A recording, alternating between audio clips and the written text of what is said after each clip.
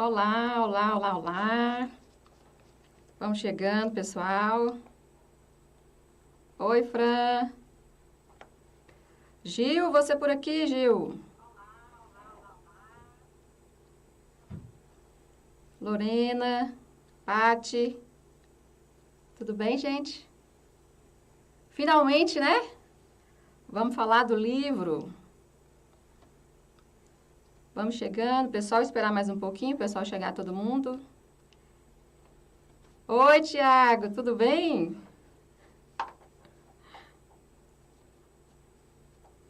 Feliz demais, viu, gente? Muito. Quem me conhece sabe a felicidade que eu tô hoje, a alegria. Gente, até minha mãe tá aí. Oh, meu Deus. Oi! Pode deixar, nós vamos falar sobre isso, viu, Tiago? Onde tudo começou. Vocês vão adorar a história.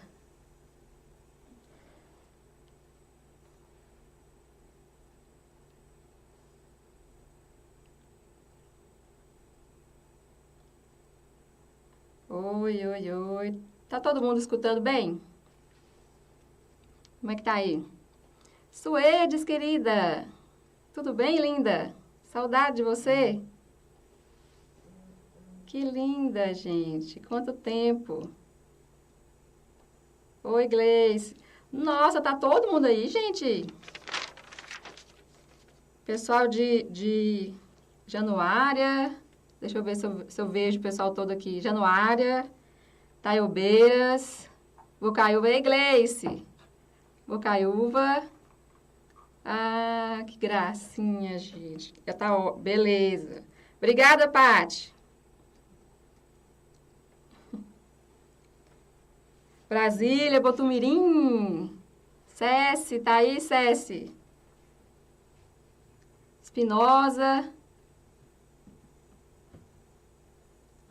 Pessoal de Montes Claros também, né?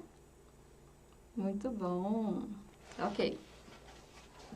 Então vamos lá, né? Acho que já tem bastante gente pra gente já começar, senão começa muito tarde. Vamos lá. Bom,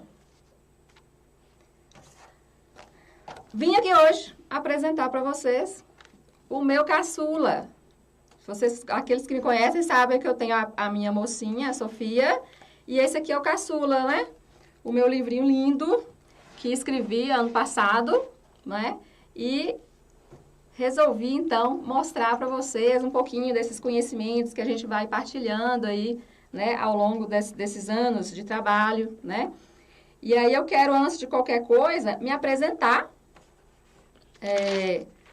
para aqueles que não me conhecem, embora até agora eu estou vendo aqui que eu conheço todo mundo, né? Mas para aqueles que, porventura, ainda não tenham ouvido falar de mim, bom, meu nome é Alcione, eu sou professora aqui da Prominas. Aliás, um abraço para o pessoal da Prominas, Lívia, Alana, né, que está aqui comigo também. Meus alunos queridos, estão todos aqui em peso, gracinha de todos, amores. Agradecer também aos meus amigos, né, todos que compartilharam aí essa live, estavam me cobrando já há algum tempo, porque por conta da pandemia, né, tivemos que adiar, que era para ser presencial, né, mas aí não teve como. E aí, para não passar tanto tempo como tem passado, que era para ter sido o lançamento em abril, né, resolvemos então fazer em forma de live.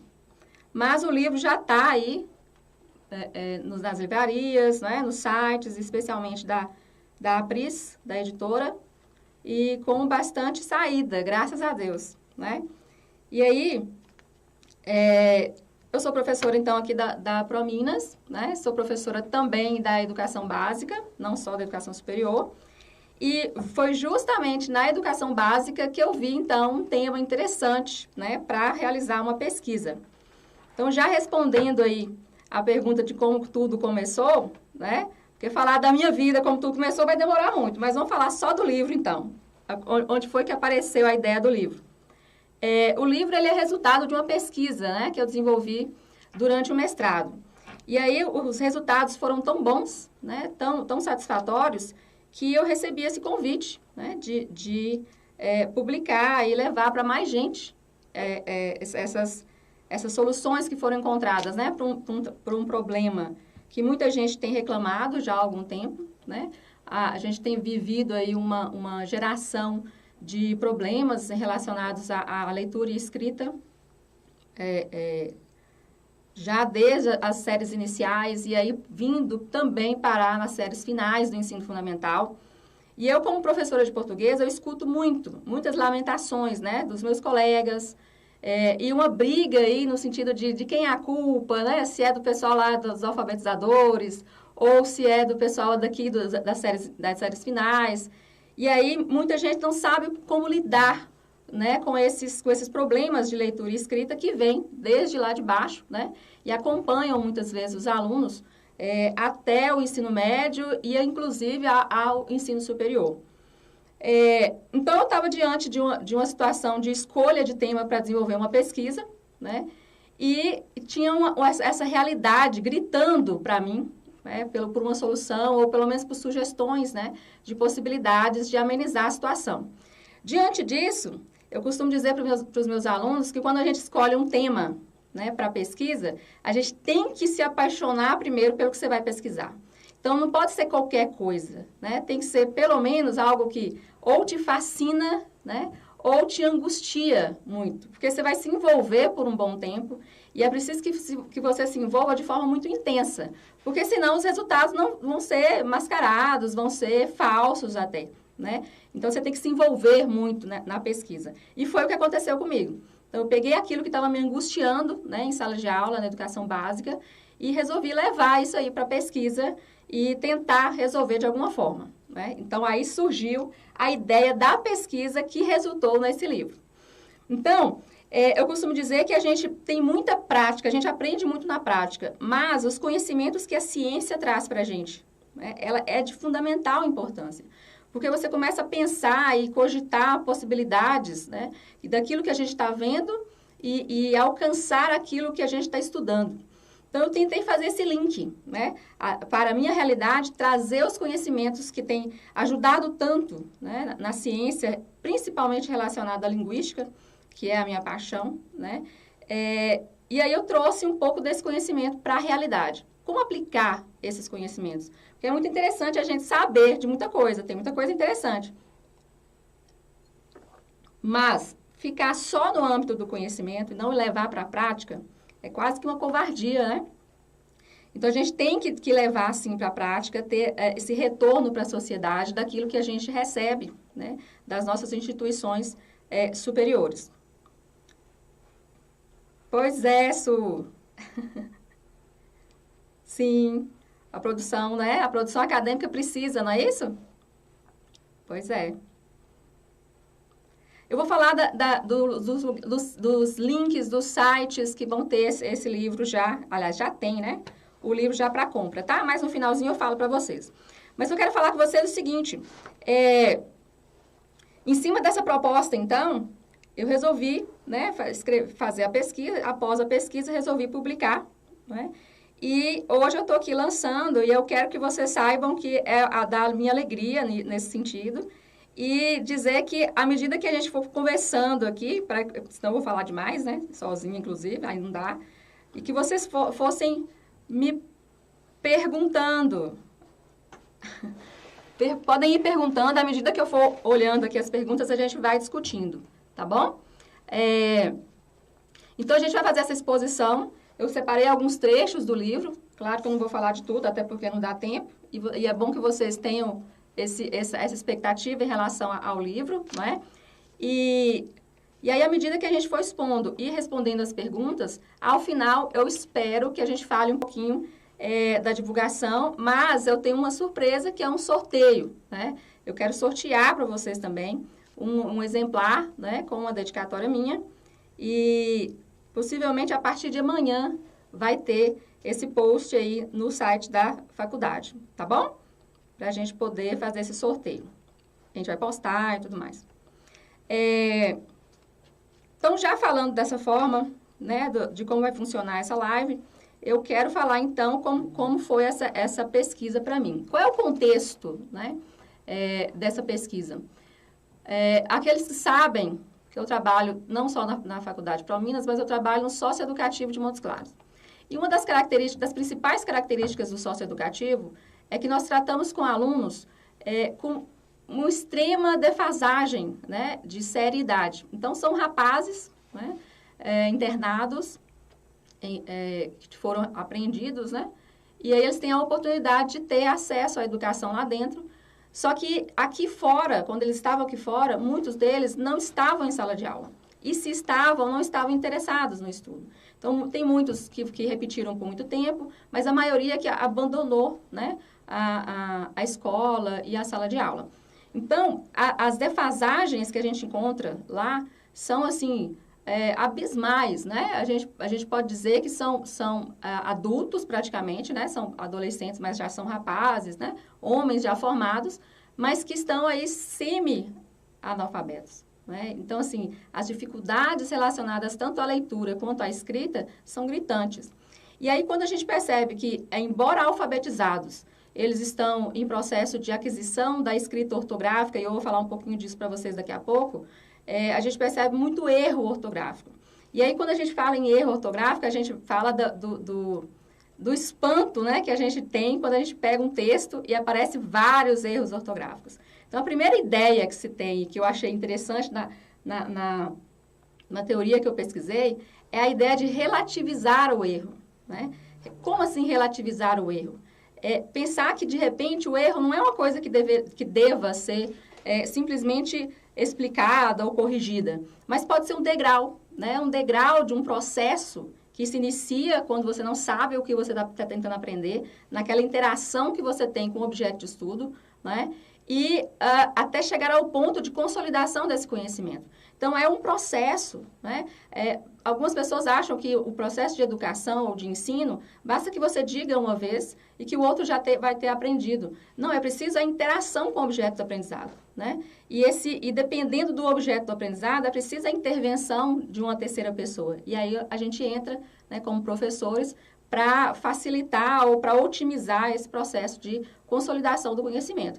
Então, quando aparece algum erro, né, nesse processo, a gente deveria ter um olhar mais cuidadoso, né, quase que mais caridoso, porque é possível você prever alguns erros, mas erros que podem indicar mais acertos do que problemas, né? Eu costumo dizer assim, a gente olha uma folha cheia de erros ortográficos e a gente não se dá conta que a criança ou o indivíduo, ele acertou muito mais do que errou, não é? Ele poderia ter desenhado coisa no papel, sem lógica, sem nexo, sem nada. No entanto, ele escreveu baseado naquele conjunto finito, né, de símbolos que a gente utiliza na língua portuguesa, que são as 26 letras do alfabeto, não é assim? E aí a gente não se dá conta que, às vezes, quando a gente utiliza uma letra no lugar de outra, né, e aí, numa outra situação, no mesmo texto, você utiliza aquele mesmo contexto, só que de forma diferente, você acertou uma vez. Mas por que não acertou da outra vez ou em todas? Porque está no meio do processo, né? E aí, essa interação com o objeto de estudo, nesse caso, a escrita, a gente tem aí a testagem de possibilidades. Então, a pessoa, normalmente, ela testa a língua.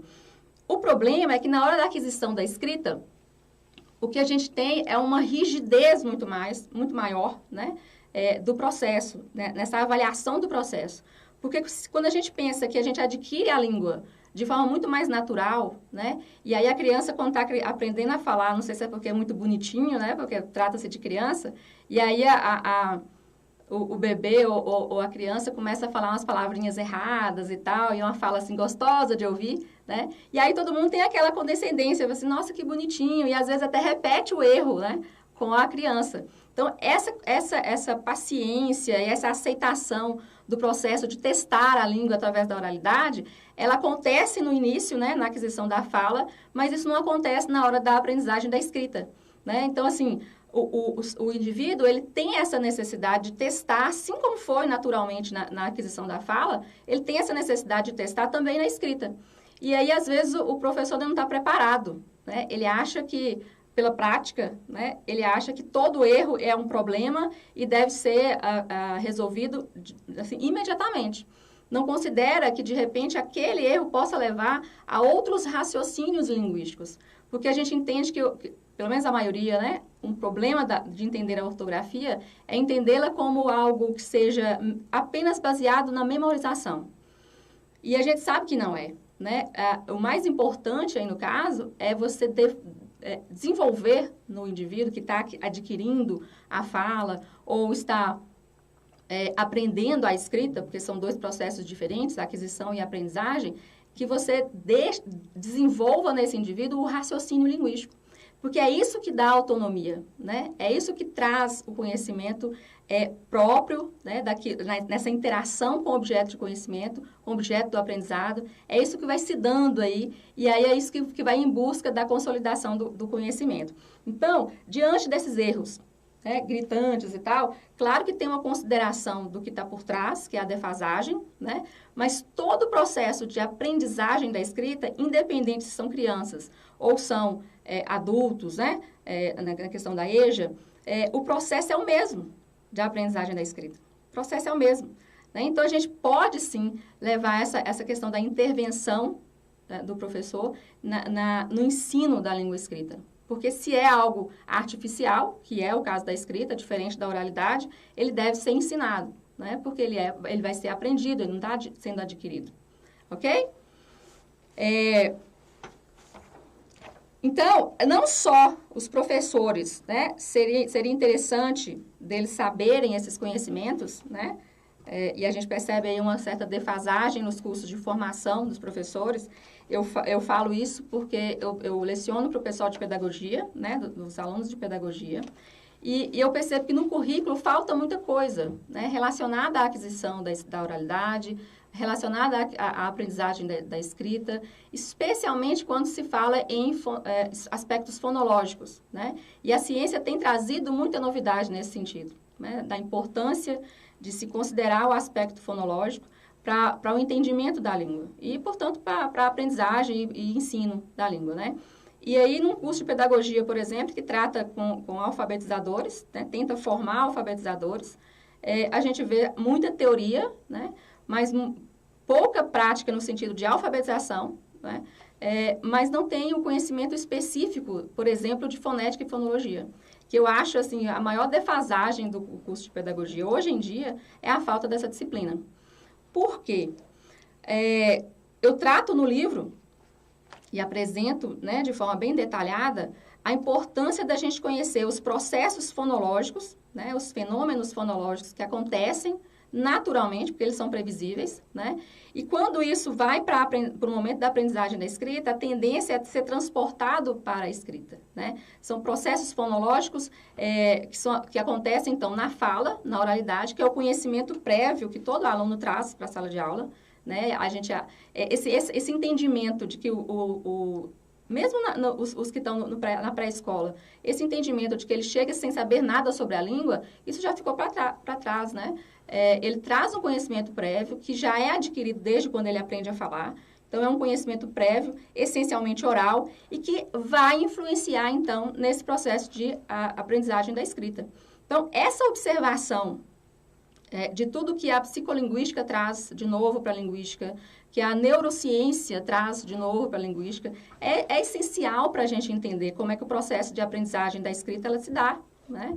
E se você entende o processo como ele se dá, você entende como fazer para intervir quando houver algum problema. Então, foi isso que eu fiz, né, na minha pesquisa, que resultou, então, nesse livro. Então, as teorias que vão embasar esse raciocínio vêm de todas essas áreas do conhecimento, né? Vem de todas as áreas. Então, é interessante que a gente entenda quais são essas contribuições de outras áreas, né, e como a gente pode utilizar isso, né, na área da educação. Então, foi isso que eu fui pescar aí em várias áreas e entendendo como a linguística evoluiu com o tempo, né? Por muito tempo a gente via aí algumas teorias, né, especialmente na área da fonética e da fonologia, que eram as tradicionais traziam a descrição da língua como em dois níveis, né? Uma descrição fonética, que é a realização da fala, né? E a descrição fonológica, que é um construto abstrato de entender que para todo mundo é uma estrutura igual de língua portuguesa. E aí vem, então, aparece, desde das 1980, mais ou menos, isso, 1980, aparece, então, a linguística cognitiva, que é a evolução de todo esse pensamento e a junção dessas outras áreas do conhecimento, das contribuições, para entender melhor.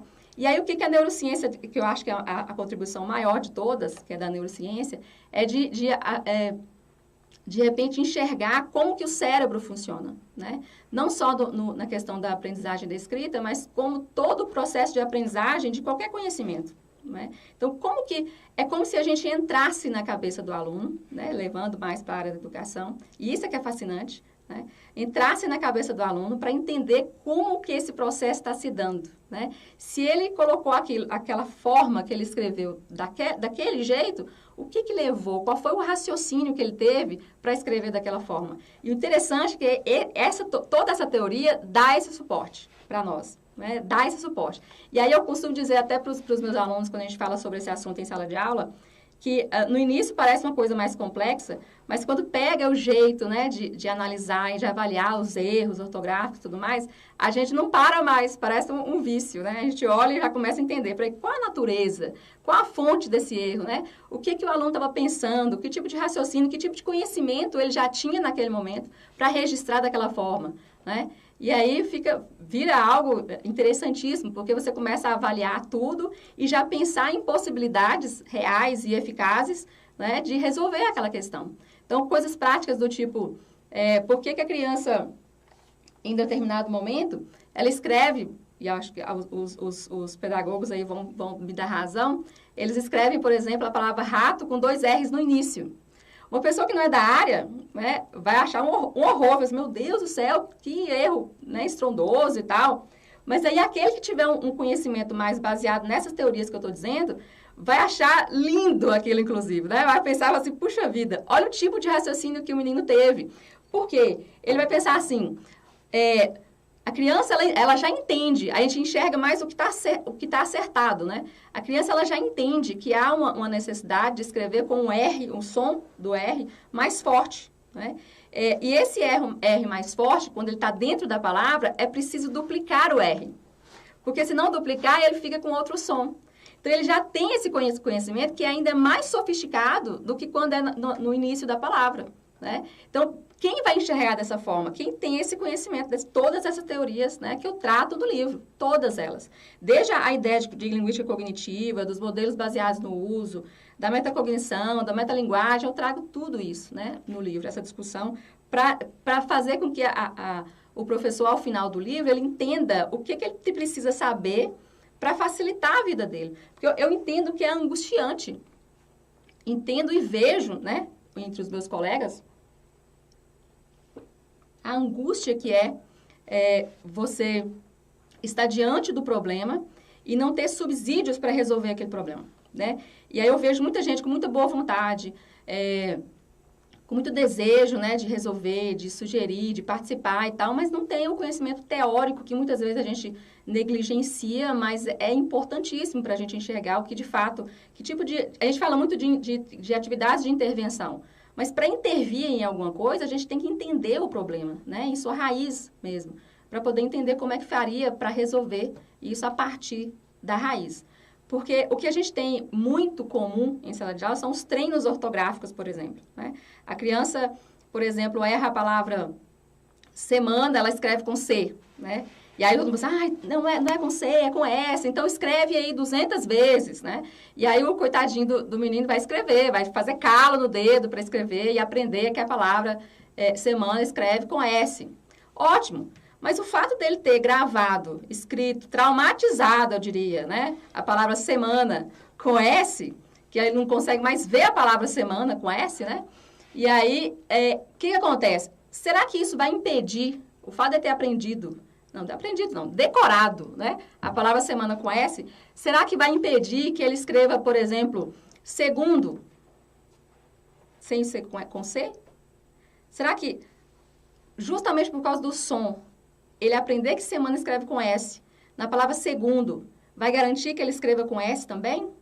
E aí são questionamentos como esse que a gente entende que em nada adianta se basear apenas na questão da memorização, que é importante, em momento nenhum eu digo que não, mas aliar à questão da memorização o raciocínio linguístico.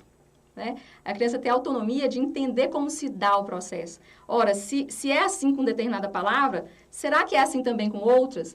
Esse contexto aqui, será que tem alguma lógica de realização que eu posso levar para as outras? E aí, a base desse raciocínio, alguns podem se perguntar, né? A base desse raciocínio é, Alcione, onde foi que você viu isso? Falando isso, o aluno, ao errar, ele tem um conhecimento anterior e está relacionando com outro conhecimento. É justamente essa parte da linguística cognitiva, né? E basicamente na gramática cognitiva, que é a base, né, dos modelos baseados no uso. Por quê? Até então a gente entendia, tinha algumas teorias que diziam, que primavam pela ideia do inatismo da língua, né, da estrutura linguística da língua. Só que aí a gente começa a perceber que o ambiente, ele tem muito mais influência do que a gente imagina, né? O ambiente, quando eu falo em ambiente, eu estou me referindo às pessoas com as quais a gente convive e a gente troca, então, informações e testa a língua o tempo inteiro. Então, essa influência do que é de fora para dentro tem muito mais poder sobre a realização da aprendizagem, no caso da escrita, do que qualquer outra situação. Então, não basta você apenas promover a memorização do aluno ou coisa assim. É preciso que ele entenda que existe essa influência de fora e que ele tem que aproveitar isso que ele está diante dele para influenciar no processo de aprendizagem dele. Né? Mas isso tem que partir primeiro do professor. Então, o professor tem que ter esse conhecimento, tem que ter essa consciência para poder conscientizar o outro, que é o caso do nosso aluno. Não é? Então, a linguística cognitiva, ela traz isso para a gente, que é interessantíssimo. Né? Pois é. Então, pois é. A Paty está perguntando justamente onde é que a gente encontra esse tipo de conhecimento. Por incrível que pareça, está aí à disposição nossa o tempo todo, só que a gente não lê, né? Os professores aí são tão sobrecarregados do trabalho, tem que trabalhar em várias escolas e tal, e aí tantas capacitações e capacitações. Mas o que eu observo, gente, porque já respondendo essa pergunta, que essas capacitações, elas só repetem conhecimentos, inclusive antigos, né? E aí ajuda a perpetuar um conhecimento que já foi comprovadamente resultado em erro, né, e de ineficácia, mas como a gente, no caso, os professores não conhecem outro caminho, acabam repetindo e tentando intervir com esse conhecimento mínimo que ele ainda tem. Né? Então, a gente observa, quando eu vou para capacitações, mais, né, nas cidades aqui próximas, mesmo aqui em Montes Claros, a gente percebe o uso de metodologias que a gente já sabe, a ciência já provou, né, que não funciona e ainda está em sala de aula. E aí a gente fica sem entender por que o aluno, de repente, parece que está alfabetizado lá no início, né, nos anos iniciais, e chega para nós lá no final do ensino fundamental com deficiências básicas, elementares, né, de aprendizagem da linguagem. E aí os professores que não são formados na base da fonética e fonologia, lá embaixo, né, são prejudicados também os professores lá de cima, que não têm o conhecimento de alfabetização. Aí fica essa confusão, né? A gente recebe os meninos com problemas de alfabetização, mas não fomos formados para isso, né? E o pessoal lá de baixo não entende como promover essa autonomia na aprendizagem da escrita. Então, fica um passando o problema para o outro. E aí o aluno vai passando, vai avançando em anos escolares, mas não avança em aprendizagem. Né? E aí, quando você promove essa autonomia de entendimento de como se processa o aprendizado da escrita, você dá a oportunidade para o aluno dele mesmo enxergar o que tem de problemas, né? E ele mesmo tentar alcançar algumas soluções. E é o que a gente chama de estratégias metacognitivas. Então, um dos capítulos do livro traz justamente essa ideia, né? Do que seria essa metacognição, né? A cognição humana e a metacognição. E dentro da área da escrita, da aprendizagem da escrita, como que isso se daria? Né? Quais as contribuições desse conhecimento para entender como o aprendizado da escrita acontece? Né? Então, a gente entende que a cognição é esse movimento das reações cerebrais, né? Que a gente percebe que tá vivo, inclusive, não é assim? E aí, quando você tem consciência de que todo esse processo está acontecendo a gente já entra no âmbito da metacognição. E aí, dentre essas estratégias de consciência do próprio aprendizado, a gente já vai para as outras áreas. No caso da língua portuguesa, no caso das línguas, né, a gente tem, então, a metalinguagem.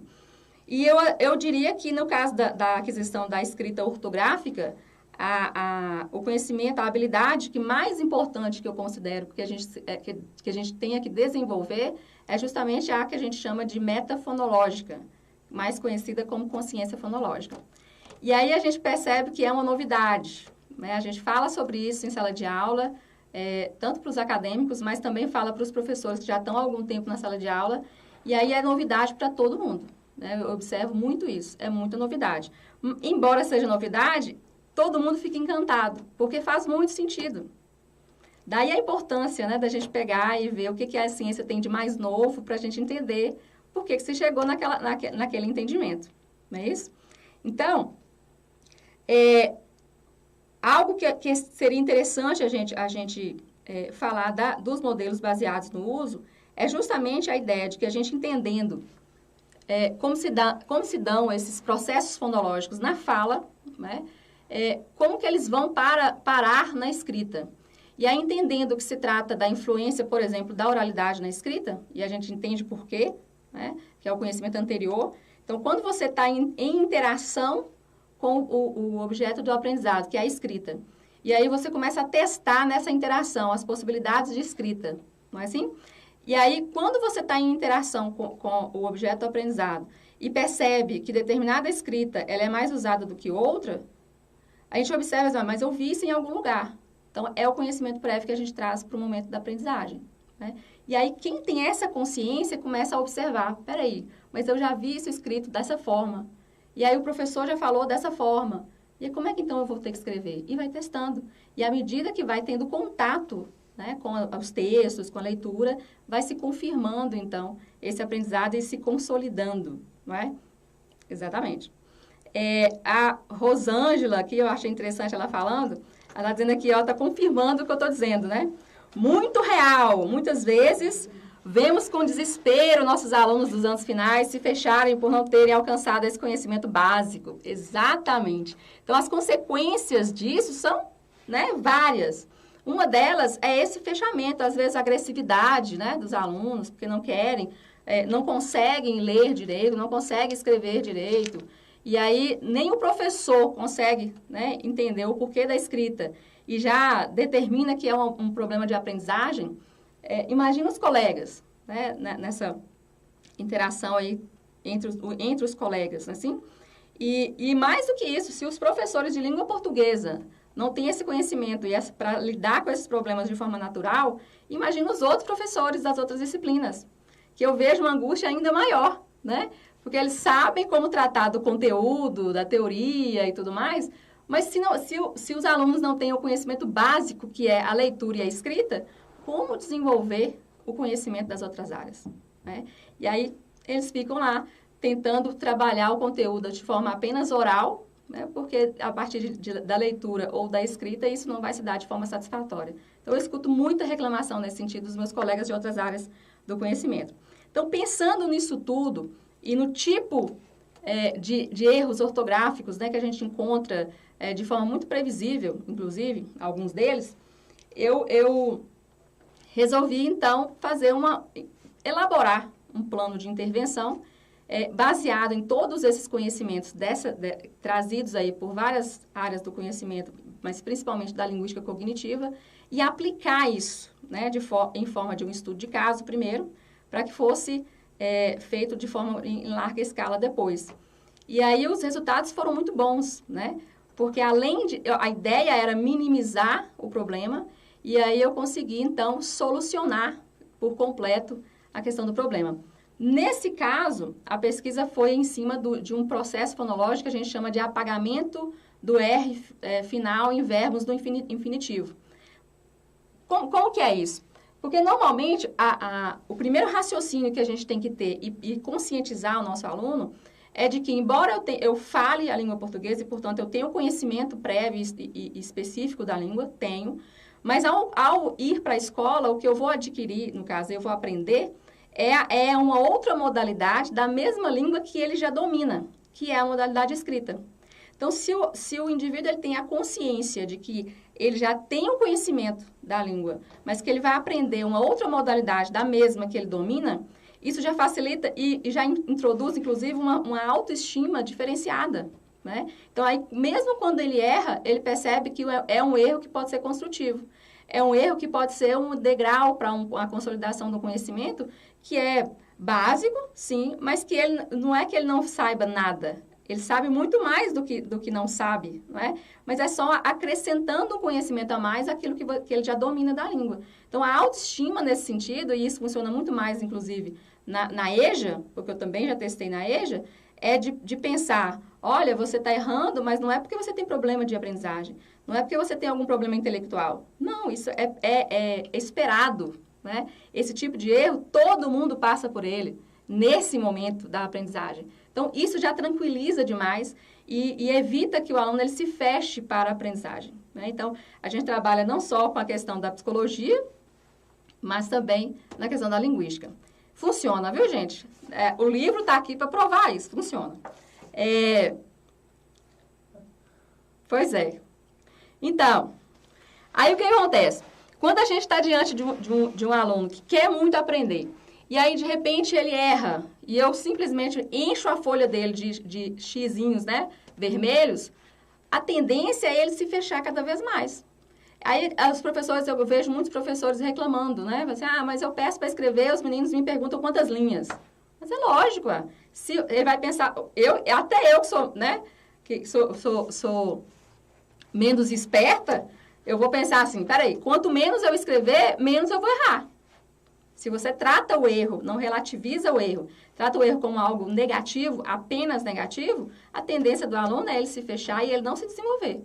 Ele vai escrever cada vez menos, né? E vai ler cada vez menos e vai se esconder cada vez mais do processo de aprendizagem. Do contrário, quando você destaca o que de melhor ele tem, né? E o que ele de fato acertou muito mais do que errou, ele vai querer, inclusive, no erro, aprender, né, muito mais do que acertou. Então, é um processo. Por isso que é interessante a gente entender as contribuições das outras áreas de conhecimento, como isso funciona para a educação, né? A gente costuma dizer que o professor, ele não é só professor. Ele é pai, mãe, psicólogo, todo mundo fala isso, né? É um discurso já pronto. Mas isso, de fato, é verdade. Mas em relação a quê? Ao que eu vou adotar o meu aluno? Não. Eu vou buscar os conhecimentos, as contribuições dessas outras áreas, né, inclusive afetivas, e a gente fala da questão da psicologia, para facilitar essa interação e esse processo de interação, não só com o objeto aprendizado, mas com o professor, né? E é um achado que é interessante não só para a área da educação em relação aos professores, mas para os pais também, né? Os pais acham que a obrigação de promover esse processo de interação com o objeto do aprendizado é apenas os professores ou apenas a escola. E não é, né? A gente observa que aquelas crianças que são mais desenvolvidas nesse sentido, de conseguir entender melhor como se dá essa interação com o objeto do aprendizado, se você for observar e pesquisar, né, como é feito esse processo em casa, você vai observar que são pais mais presentes, né, e que promovem esse desenvolvimento. E, aliás, quando eu falo dessa importância dos pais nesse processo, as escolas, né, costumam reclamar que os pais não participam da vida escolar dos filhos, né? Mas não se promove algo que seja do tipo, como ajudar esses pais, né? Não só trazendo eles para dentro da escola, para uma reunião de pais ou coisa parecida, mas como ajudá-los com conhecimentos práticos de como eles vão poder atuar, né, no ensino de uma tarefa ou na orientação de como vai se dar aquele processo todo de aprendizado, na variação da linguagem, né, para o conhecimento que está sendo adquirido. Tudo isso, os pais não têm essa noção, essa consciência, né? E, de repente, se a escola começa a promover isso nos pais, a escola vai ter, de fato, essa parceria que é tão querida, tão desejável, né? E aí a gente não percebe que ainda não acontece, né? Então, assim, é culpa de um ou de outro? Não necessariamente, né? Mas que a gente pode melhorar esse processo e melhora muito, tá? Oi, Rosana. Roseles, querida! Gente do céu, que alegria, viu? Aqueles que adquirirem, eu preciso fazer esse parênteses, tá?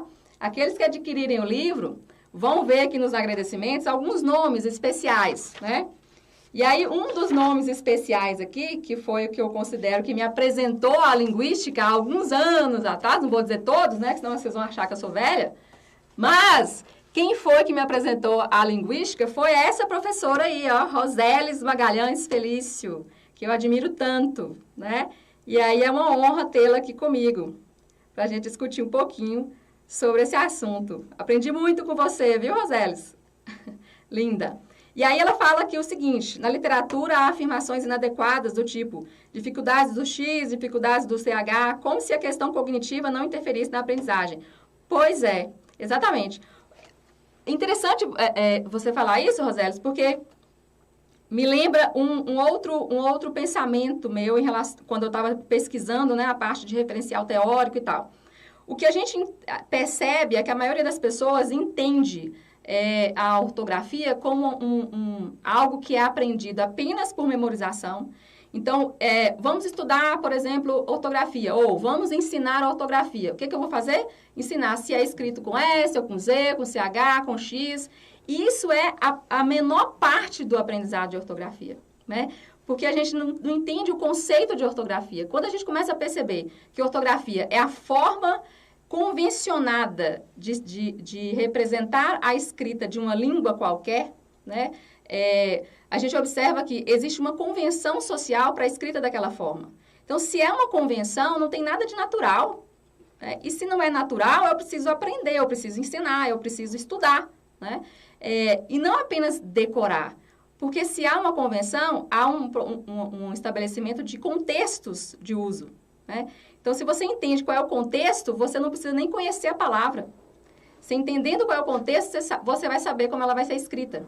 Então, aí, se você entende a importância do raciocínio linguístico e dessa gramática cognitiva que a gente adquire, né, com essa interação com o mundo, que não é direta, mas é mediada pela cognição, a gente começa a observar que muito pouco do ensino ou da aprendizagem da ortografia é baseado em memorização. Muito pouco mesmo. Né? A maioria dos conhecimentos ortográficos, eles são baseados em contextos. Né? Porque a ideia é igualar ou aproximar ao máximo ortografias mais transparentes e ortografias mais opacas.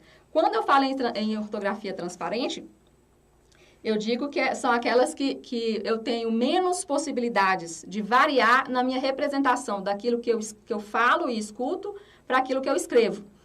E aí, um exemplo disso é quando você percebe que quando você vai escrever uma palavra com a letra F, né, o som da letra F é o mesmo som e o mesmo sinal gráfico sempre nessa relação que a gente chama de relação biounívoca. Então, não existe outro símbolo para representar na escrita esse som do F, né? Isso já não acontece, por exemplo, na língua portuguesa, com as situações do tipo do som do S, né? Do som do S, o som mesmo, não a letra, mas o S.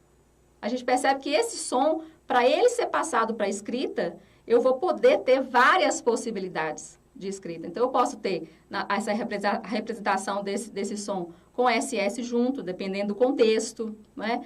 Com S só, com C, com SC, com C cedilha. Então, são várias possibilidades de escrita para um mesmo som. Então, quando isso acontece com muito mais frequência, com muito mais possibilidades numa língua, a gente diz que essa língua ela é opaca. Então, a ortografia dessa língua é opaca, né? Porque a gente não consegue estabelecer de forma direta qual é a representação. O contrário disso, a gente diz que a ortografia de determinada língua ela é mais transparente. Em que sentido? Não vai haver tanta variação de representação, seja na fala ou na escrita. Então, quando a gente entende que a ortografia é isso, né? E a gente entende que existem regularidades ortográficas e irregularidades ortográficas, a gente começa a entender, principalmente, que a memorização ela ajuda muito, mas ela só dá conta de cerca de 10% dos problemas relacionados à escrita ortográfica. Isso é fato, né? Estatístico. E aí, a gente observa, então, que quando você promove o raciocínio linguístico em cima da escrita ortográfica, você você não aprisiona o aluno na questão da memorização. Porque, às vezes, a gente pensa que a criança ela vai memorizar tudo e tal. Mas, para memorizar, é preciso também uma certa disciplina, né, para promover a memorização, que, às vezes, a autonomia da criança não percebe, não deixa acontecer. E aí, você controlar a memorização do outro, né, é muito difícil. Porque a criança ou o aluno vai estar com você, professor, apenas uma parte do dia, né, e muito pequena, inclusive. Quando você entende que a autonomia ela é necessária do raciocínio linguístico para que ele teste depois que acaba a aula, né, ele vai ter o alcance muito maior. Então, eu tive a oportunidade também de comprovar isso com um aluno meu também, lá do socioeducativo, que ele estava entre alguns alunos com as mesmas dificuldades, e aí eu fiz uma intervenção com esses alunos. Só que esse aluno específico, ele desenvolveu muito mais que os outros. E aí a gente começa a observar com o olhar de pesquisa, por que será que aquele que teve o mesmo estímulo, né, porque a aula foi a mesma para todos eles, por que ele desenvolveu mais do que os outros? A gente precisa observar isso também. O professor, ele é essencialmente um pesquisador, né? E ele começa a pensar, a conjecturar. Assim, peraí, então algo aconteceu para que ele pudesse desenvolver mais que os outros, né? E aí a gente observa, por exemplo, que o entendimento, a conscientização do raciocínio linguístico, ele se deu muito mais facilmente para esse aluno que entendeu que ele precisa testar, ele precisa interagir, né, observando aí as realizações da escrita. E foi de fato isso que aconteceu, não é? Então, vamos passar aqui um pouquinho mais para frente, então a gente vai ficar aqui a nós todos. Então, gente, quando a gente entende essa influência da oralidade na escrita, né? E aí a gente passa a exigir o conhecimento sobre os processos fonológicos e como eles se dão, né, na escrita, porque eles vão ser transpostos para a escrita. O que a gente observa é que se a gente entende qual é a natureza ou a fonte, né, daquela realização, daquela forma que foi passada para o papel, e entende, por exemplo, quais são as conexões que foram feitas, né, cerebrais mesmo, né? Que está na base da linguística cognitiva e dos modelos baseados no uso, a gente entende que, da mesma maneira que o ambiente influencia na estrutura gramatical, né, que é essencialmente mental, a gente também entende que uma intervenção vai ser possível. Então, se a gente foge da ideia de que a aquisição da escrita, da língua, né, a estrutura linguística, ela não é única, mas ela pode variar de acordo o desenvolvimento da competência linguística, do desempenho linguístico, né, do uso da língua, e aí, daí a influência do meio e das pessoas com quem eu convivo, porque a gente vive em sociedade, vive em uma comunidade linguística. Então, você observa, você escuta, você pratica o tempo inteiro a realização da língua daquela determinada comunidade linguística. Então, é natural que a sua gramática mental tenha o rosto, né, a aparência dessa estrutura linguística que é compartilhada pela mesma comunidade linguística, né? Então, se a gente entende isso e percebe que isso foi sendo interiorizado à medida que o aluno ele foi tendo contato com aquela comunidade linguística, eu posso também intervir e, de um estímulo também de fora para dentro, resolver alguns problemas que foram cristalizados pelo uso e pelo hábito, né? Porque se o erro foi promovido pelo hábito, pelo uso e pelo hábito, o acerto ele pode ser reproduzir também através do hábito, né, e do uso. Então, essa é a grande sacada, eu diria, da linguística cognitiva e dos modelos baseados no uso, né? E aí foi esse raciocínio que eu utilizei para a minha pesquisa e que deu tão certo, né? Uma outra prática que eu promovo no livro, explico como se dá, inclusive, essa avaliação dos erros e a categorização dos erros ortográficos, que eu acho que é fundamental. Por quê? A gente tem a tendência de querer resolver tudo, né? Mas a gente não vai dar conta. Mas ainda assim, se a gente resolve pelo menos o mínimo, a gente já pode considerar que a tarefa foi cumprida. Então, pensando por esse lado, é interessante que a gente entenda como categorizar os erros ortográficos, mas principalmente para mensurar aquele que atinge mais a maioria dos alunos. E aí, entendendo qual é esse que atinge mais, aos poucos, é claro, em forma de intervenção, a gente consegue elaborar as intervenções mais eficazes, né? Porque são pontuais, porque você parte da raiz do problema, você entende a natureza e você entende a fonte do erro. Entendendo a fonte, elaborando a intervenção, você soluciona aquele problema específico que é da maioria. E aí, por diante, vocês vão analisando os inferiores e vai resolvendo o maior número de problemas possível, né?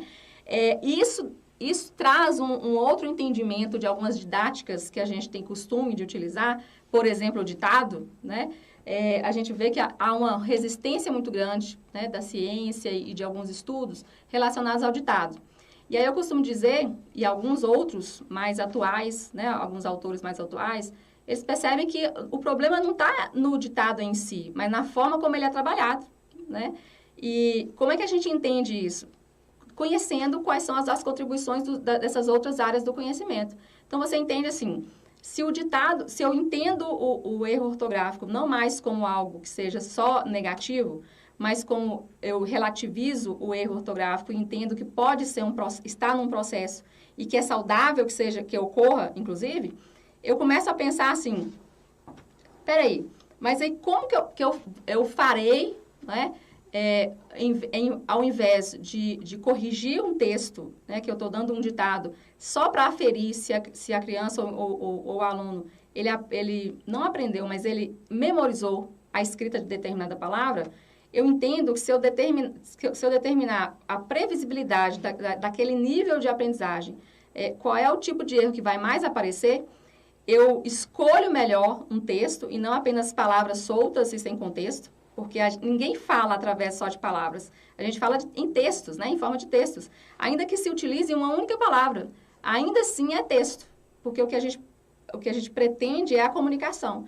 E a comunicação se dá em forma de unidade textual, de sentido. Então, a gente não conversa só a partir de palavras soltas, mas de textos, né? Unidades significativas.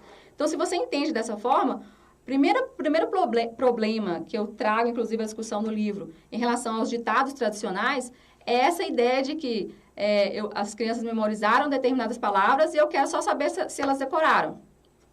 Que tipo de aprendizado? É mínimo, né? Em relação a tudo que você pode alcançar se você promover um ditado, por exemplo, mais interativo. E o que seria esse ditado interativo? Primeira coisa, a partir de um texto, né? E não é qualquer texto, mas até isso é pensado, daí o planejamento da atividade didática que você vai passar, né? Pensar no que é previsível, no tipo de dificuldade que aquela turma vai ter, pelo que você já observou da escrita deles, e aí você, de propósito, coloca essas palavras com maior dificuldade para serem discutidas durante o ditado. Daí a ideia da interação, né? Então, você promove o raciocínio, não destrói a autoestima deles apenas corrigindo ou dizendo que eles estão errados, mas você traz o conhecimento, a construção do conhecimento para a sala de aula. Então, eles enxergam que não só estão recebendo algo pronto de alguém, que é o caso do professor, mas eles mesmos estão promovendo a própria autonomia, porque eles estão percebendo a construção acontecendo neles mesmos. Então, isso é fantástico quando a criança começa a perceber isso, ou o aluno, que seja. O pessoal da EJA, então, né, é fascinante quando a gente observa, quando eles descobrem que eles são mais donos do processo do que ou vítimas, né? Que normalmente eles se entendem como vítimas do processo. E aí de repente, a autoestima ajuda eles a entenderem que eles promovem a própria construção do conhecimento. Então, quando a gente entende... Pois é, Daiane.